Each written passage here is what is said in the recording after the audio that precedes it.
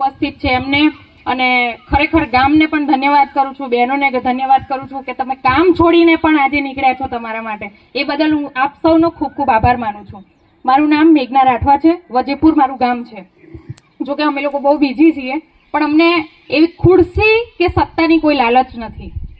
મેં જાણ્યું હમણાં થોડા જ સમયમાં મને ખબર પડી કે આ રીતના સર્વે થયો છે અને મેં કીધું કે ભાઈ મને પૂરતી માહિતી આપો અને મેં એટલે સુધી કીધું છે કે જ્યાં સુધી તમને જરૂર પડશે ત્યાં સુધી અમે ઊભા છીએ. પણ અમે મામલતદાર કચેરી પણ મેં કીધું હતું ને કે હું મેઘના એક ઊભી હોય કે નરેન્દ્રભાઈ ઊભા હોય કે કોઈ બીજા ભાઈ ઊભા હોય, તમે પાછળ ના હોય તો અમે કંઈ જ ના કરી શકીએ. એક ઉદાહરણ આપણે તરીકે લઈ લઈએ કે એક લાકડી હોય ને તો તરત તૂટી જાય, જો 10 લાકડી ભેગી કરો તો કોઈની તાકાત નથી કે તોડી શકે.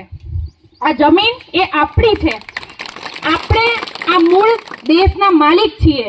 આ જો ચૂંટણી આવે ત્યારે આ લોકો કેમ આદિવાસી આદિવાસી કરીને આપણને શોધતા આવે છે, એ તમને ખબર છે?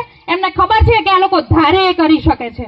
આપણને અહીંયા શિક્ષણનો બહુ જ ખૂબ અભાવ છે, પણ નવયુવાનોને કહું છું તમે ધારો નહીં કરી શકો, 5 મિનિટમાં તમે કરી શકો છો. તમે ટ્વીટ કરો, 5 મિનિટમાં 50 જણ ટ્વીટ કરશે ને તો આપોઆપ અધિકારીઓ તમને પૂછવા આવશે કે તમારો પ્રશ્ન શું છે, હલ થઈ જશે. અને હું તો કહું છું આવી મિટિંગો કરો, આગેવાનોને લાવો, પણ પોતે પણ આગેવાન બનવાનું તાકાત ધરાવો. તમે કરી શકો છો, એક ક્ષમતા છે. એવી જરૂરી નથી કે નેતા હશે તો જ આપણે કરી શકો છો. આપણે બધા નેતા છીએ, છો કે નહીં? જમીન બચાવવી હોય તો બેનો બહાર નીકળવું પડશે. એકલા રોટલા કરવા માટે આપણે જન્મ નથી લીધો, સમજી લેજો. લેડીઝ ધારે ને એ કરી શકે, મહિલામાં એટલી શક્તિ છે, ધારે ને કરી શકે.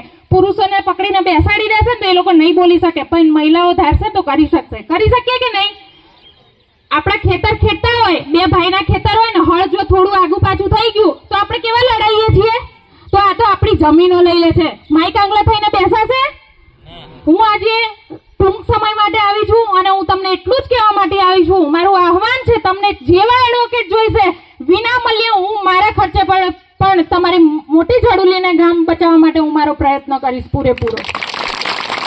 અને મોટી ઝડુલીને કહેવા બધા જ તમામ ગામજનોને, બહેનોને, માતાઓને અને ભાઈઓને કહેવા માંગુ છું, વડીલો તો આપણા હોય જ, આગેવાનો પણ હોય જ, પણ 5 નમૂના એવા હોય ને કે આપણું આખું ગામ વેચી મારતા હોય. એટલે એ 5 નમૂનાઓથી ખરેખર ચેતીને રહેવાનું, બધા ઉપર વિશ્વાસ નહીં કરી લેવાનો. આપણે પણ જાણવાનું કે ખરેખર આમાં શું લખ્યું છે. કાગળિયું મળી જાય પણ કોઈએ વાંચ્યું છે? અમે બૂમ પાડીને જતી રહીએ કે 5મી અનુસૂચિ એટલે શું, 6ઠ્ઠી અનુસૂચિ એટલે શું, પેસા એક્ટ એટલે શું, કોઈએ વાંચવાનો પ્રયત્ન કર્યો છે? આ ભારત દેશ છે, આખું બંધારણ ઉપર ચાલે છે. ચાલે છે કે નથી ચાલતો? કોઈએ વાંચવાનો પ્રયત્ન કર્યો ખરો? તમારી જોડે કોના જોડે આમ કહો કે બંધારણની બુક પડી છે? કોઈની જોડે છે? કોના જોડે છે? તો દરેકના ઘરમાં બંધારણ હોવું જોઈએ. ના હોય તો મને ફોન કરજો, હું મારા ખર્ચે આપ સૌને પૂરું પાડવા તૈયાર છું. આ નરેન્દ્રભાઈ કેટલા સમયથી લડે છે સમાજ માટે. એ નરેન્દ્રભાઈ લડાકુ માણસ છે. ખરેખર તમે ઉભા રહેશો ને તો પરિણામ લઈશું. અને હું તો કહું છું ભાઈ, હવે મિટિંગો કરવાનો સમય નથી. હાઈકોર્ટ અને સુપ્રીમ કોર્ટના દરવાજા તમારે બધાને ખખડાવવા પડશે. એકવાર સ્ટે લઈ દો પછી જોયું જશે. સાચી વાત કે ખોટી વાત? આપણે બધા મિટિંગો કરીએ, ભેગા થઈએ, ઘેર જઈને હુઈ જઈએ, બીજો દાડો પાતર પૂરું થઈ જાય. બાચકા લઈને મોકલી દે આ લોકો આપણને. એમની જોડે જમીન હોય તો આપણી જમીન હું કામ લેવા આવે ખરા? એ લોકોને ખબર છે ખાણ ખનીજ જે બધું અહીંયા પડ્યું છે, એટલા વારે ઘડીએ દોડી દોડીને લોકો ડુંગરમાં ઘૂસ્યા છે. ઘૂસ્યા કે નહીં ઘૂસ્યા? હું તો કહું છું પાર્ટી પક્ષ કોઈનું જરૂર નથી, આપણે ખુદ નેતા છીએ. આગળ નીકળો તમે. અને આટલી જે વસ્તી છે ને એ ગાંધીનગરમાં હોવી જોઈએ. તમે ધારો નહીં પ્રશ્ન આમ સોલ્યુશન તરત આવી શકે એમ છે. હું મારી વાતને અહીંયા વિરામ આપું છું. આપ સૌને જ્યારે પણ જરૂર પડે મારો કોન્ટેક્ટ કરજો. અમે રાત દિવસ તમારા માટે તૈયાર છીએ. જોહાર, જય આદિવાસી. ધન્યવાદ મેઘનાબેન. આપણા વિસ્તારમાં જે આદિવાસી પટ્ટો છે ત્યાં ખૂબ જ ખરાબ હાલતમાં અત્યારે વાતાવરણ ચાલે છે. ઘડીક આ બાજુ વાડિયા બાજુ સર્વે કરવા પહોંચી જાય છે પોલીસના કાફલાઓ લઈને. હમણાં અમે સાંભળ્યું છે કે અહીંયા ઝડુલી ગામમાં, મોટી ઝડુલી છે ને, મોટી ઝડુલી ગામ, મોટી ઝડુલીમાં કોઈ જીએમડીસી વાળા સર્વે કરવા માટે આવ્યા છે. એ પણ પોલીસ બંદોબસ્ત સાથે આવ્યા છે કદાચ. એવું જ છે ને ઝડુલી વાળા? હા, તો આપણે એ લોકોને રોકવા માટે આપણે સૌ પ્રથમ તો આપણે એકતાની જરૂર છે. શાની જરૂર છે બહેનો?